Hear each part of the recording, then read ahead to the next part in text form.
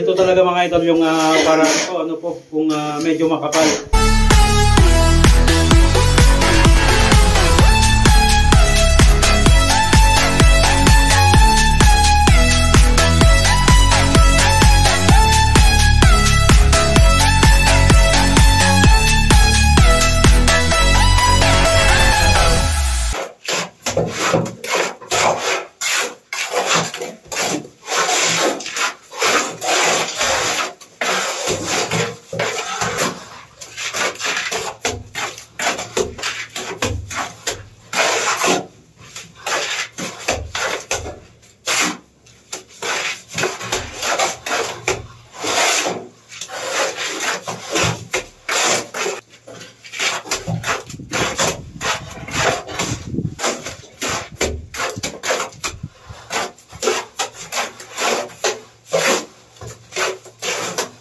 Mag-uuna.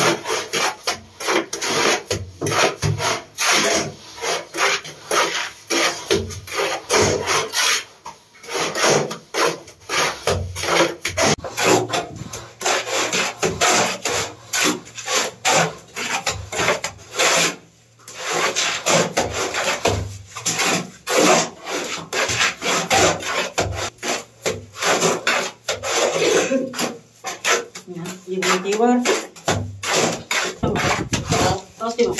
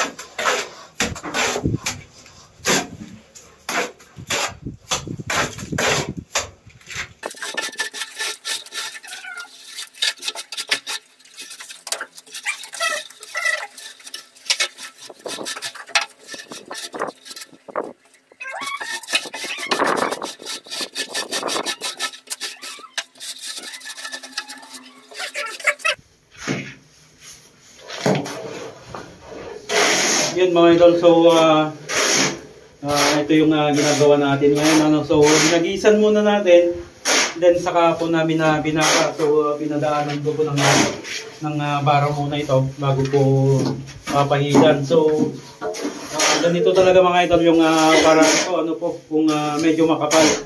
So nasa 2.5 cm po yung pinakamakapal hanggang 3 cm yung pinakamakapal po dito, kaya hinagisan ko po muna. So sa ganitong paraan mga idol is mas mabilis po kasi yung curing ng semento ito kung hagis ano po, kaya hagis yung ginawa ko muna bago po papahidan. Baka may box na naman kasi tayo ng mga kasama natin sa construction po, kung pwede namang pahid, bakit hindi pahid muna no? So, yung paraan ko mga idol, kung medyo makapal, hinahagisan ko muna bago ko pahidan ng halo, no? Yan, so ulitin ko lang mga idol. Baka may bas ulit tayo, ano? So, kung medyo makapal, hagis muna para mas mabilis yung pagtuyo ng ating simento, ano? Kaysa dun sa pahid. Kaya hagis muna yung ginawa ko bago ko papahidan. Okay, so tuloy natin to.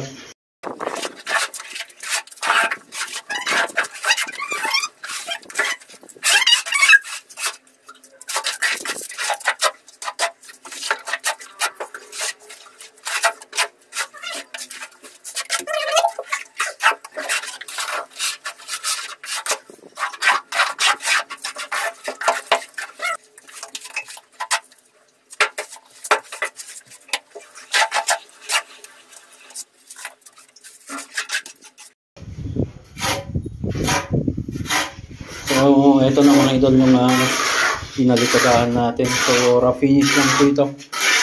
Bale, tiles po ito. Floor to ceiling.